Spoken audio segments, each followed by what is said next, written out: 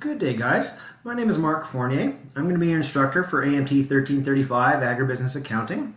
Today is Monday, September the 3rd, and so tomorrow the course is going to open up and you guys will have an opportunity to start taking a look at all the materials. So what I'm going to do with this introductory video is just walk you through the course and give you a brief overview on Moodle. I will be putting up weekly videos, so if there are any questions, I can address them on an ongoing basis, and that will allow me to shed a little bit more theory and more light on the topics that we'll be covering in this course. So if this is your first time working within Moodle, take a couple minutes if you haven't already done so. Just pause the video and just scroll around. Just take a look at everything. You can't break it, so don't worry about it. Just go through, see if you can get a feel for how everything has been laid out. After you've had a chance to do that, what we'll do is start walking from the top down.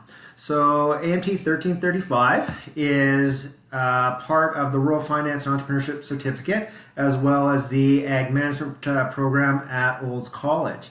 A little bit about myself. I've been teaching at Olds College for the past 8 years. I am a chartered public accountant, a CPA.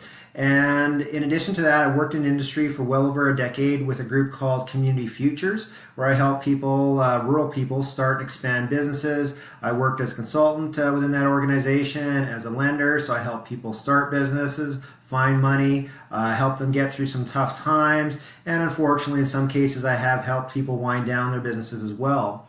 So in my weekly videos, what I'll be doing is bringing in some real-world scenarios to show you how this applies to either a farm setting or to an agribusiness setting.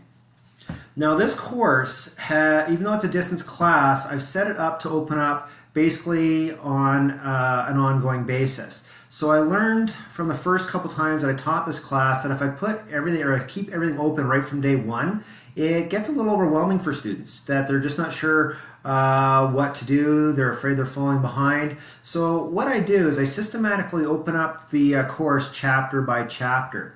Now, if we click on this link here, this is going to take you to a recommended schedule. Now, the schedule is just a recommended one. See if I can expand that here just a little bit. Perfect. All right, so the schedule is just a recommended one. But what you can see is that over the next 14 weeks, it lays out how I would go through and complete the course, knowing that I've worked with people on face-to-face every year on this course, every year for distance. So I've got a bit of a feel on what a good, happy pace is. Now, the funny thing about accounting is that it is a scaffolding effect. Chapter 1 and Chapter 2 are the most important chapters that you'll ever take in accounting. By far.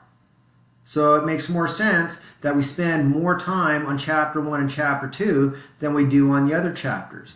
Now in this course, we're going to do Chapter 1, Chapter 2, Chapter 3, Chapter 4. We'll skip over to Chapter 7, and then at that point in time, which will be late November, we'll close the textbooks, and then we're going to go into industry software. Where we're going to teach you how to keep a set of books using FCC's Ag Expert software. So the hard work of this class is actually up front. It's not in the back end of the class. The tail end of the class is actually the easier stuff. So we will be focusing more on theory, more on accounting terminology during Chapters 1 and Chapter 2. Chapter 3 and 4 are quite quick. Chapter 7 is a smaller chapter, and then Ag Expert students always enjoy that because we're actually working in software.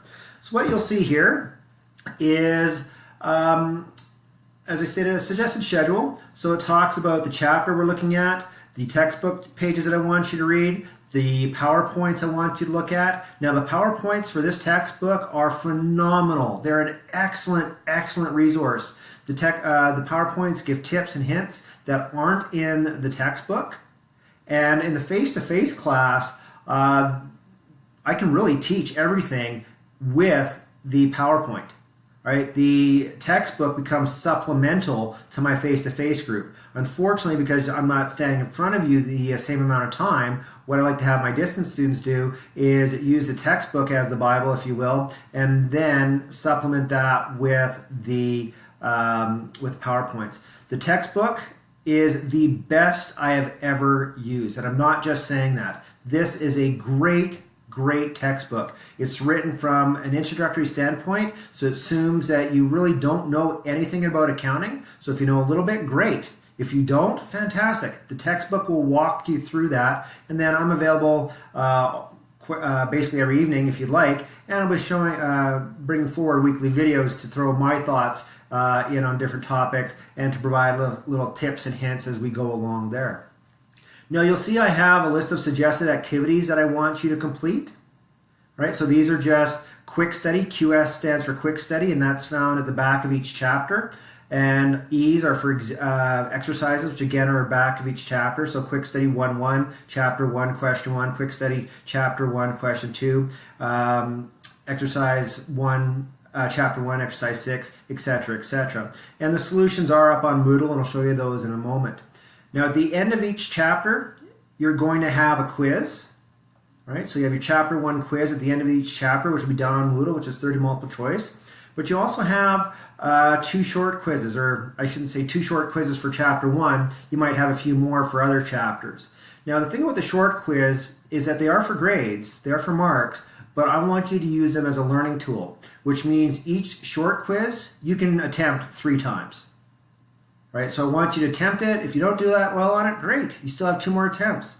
Figure out where you went wrong, try it again.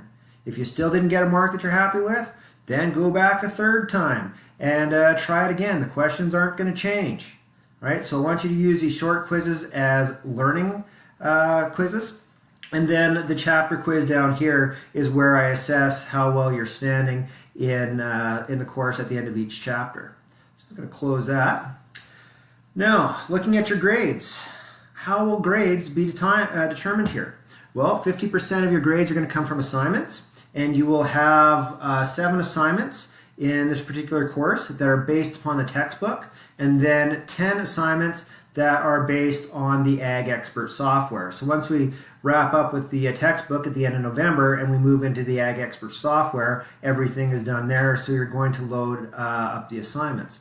Now the funny thing is about those assignments is I actually give you the grading key in advance. And because it's software, accounting software, if there's something that's not quite right in your entries, you have the ability to go through and change those as many times as you want until you match up with the marking key.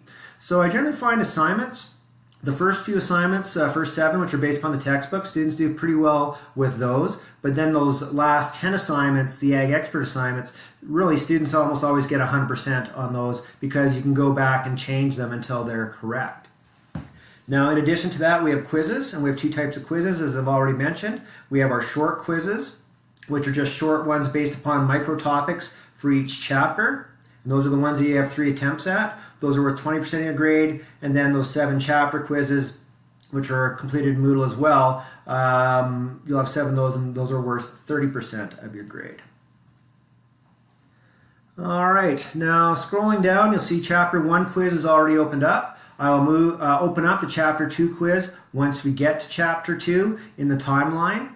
The assignments, right? You can see the assignments here. Now if we click on chapter 1 assignment, this is the drop box where you submit it. You'll see your chapter 1 assignment is listed right here. So your first assignment is going to be assignment 1-4A, which is on page 61 of your textbook. So what I'll do, I'll open up the Dropbox. It looks like it's not open up here. I'll open up the Dropbox, and what you'll do is you'll put your assignment in either Microsoft Excel or Microsoft Word, and then upload that into the Dropbox here where I'll grade it and I will provide feedback on that. So I'll open that up here right after I'm done this video. Now this brings us down to chapter 1. So you'll see that this is highlighted because this is where I want you to get started. So I have the PowerPoint file, then I have short quiz number 1 and short quiz number 2. So how are you going to get started on your course? Well, go back, open up the working schedule, take a look at the pages I want you to read, take a look at the PowerPoints that I want you to view, take a look at the practice questions that I want you to do, and start working through those. Now, because we have almost a month on chapter 1, There's lots of time for this, so don't rush. The worst thing you do is rush. Make sure you have a good grasp of this material before we move forward. This is one of those things, I would say accounting is like playing a musical instrument. I'll be doing some questions for you guys online here on videos as we go through. I'm a professional accountant. I've done these questions tens of thousands of times now. So I can make it look really easy, but the reason it's easy is because I've done it. It's just like watching a musician. If you see somebody who knows how to play the guitar, they can make it look really, really easy. If you know somebody who knows how to play the trumpet, they can make it look really, really easy. But if they were to give me a trumpet or give me a guitar, I'm not going to be able to make any good sounds come out of that thing. Why? Because they've practiced. Practice, practice, practice, practice, practice.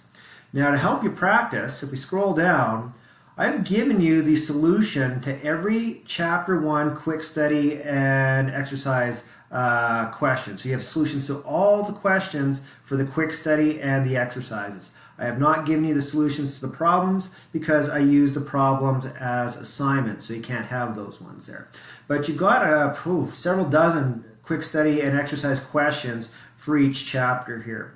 So even though I've only highlighted a few, I will encourage you to do all of them. Now you should have had a companion book that's got templates for all the questions that are in the textbook. So if you take a look at that big companion book, you'll see Quick Study 1.1, you'll see a template, Quick Study 1.2 template, exercise templates, and even the problems for your assignments, they have templates in there as well. So feel free to use them. You have to put them into Excel or Microsoft Word, but feel free to use those. They're a wonderful, wonderful resource. Now last thing, because I'm going over my 10 minutes, the last resource I'll talk about here is this link here, the McGraw-Hill course site. You probably got a Connect card with your textbook package. What you can do with that text card, or the Connect card, it's up to you. Use it or not. Sometimes my face-to-face students sometimes use it, sometimes they don't. But if you click on the link, you'll see that we've got my course here. Click Go to Connect. I'm not going to do this because I don't have a Connect card. And you'd enter in your Connect card number, and then this will open up other resources for you. So it's got other little videos that the publisher has put together. It has some test items that if you'd like to use, by all means feel free to use that. But as a rule, I don't necessarily use it here in the course. And of course, it's not going to let me go back. Alright, well, since it's not letting me go back, and I have covered, I think, pretty much everything that I wanted to on this video, I'm going to wish you guys happy studying. If you have any questions, feel free to email me. If you look at the very top right-hand corner of your Moodle site, and maybe I will just navigate back there. Yeah, let's just navigate back for just a second.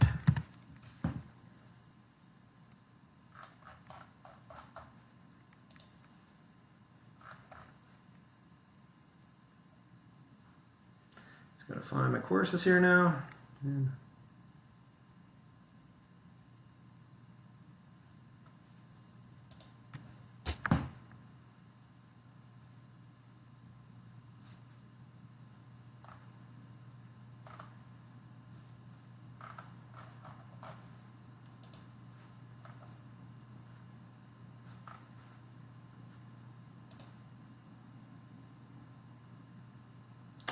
Alright, well this is not working for me right here, but I can get what I want anyways. If you look at the top corner, top right corner, you'll see this little box here.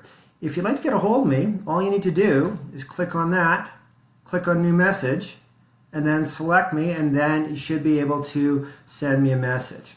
So with that, I will wish you guys happy studying, and I will be putting up another video next weekend. And so if you do have any questions, if there's anything you'd like me to go into in any more detail, feel free to let me know, and I'll happily go through a lesson here through a video. So have a great day, and we'll talk to you guys soon.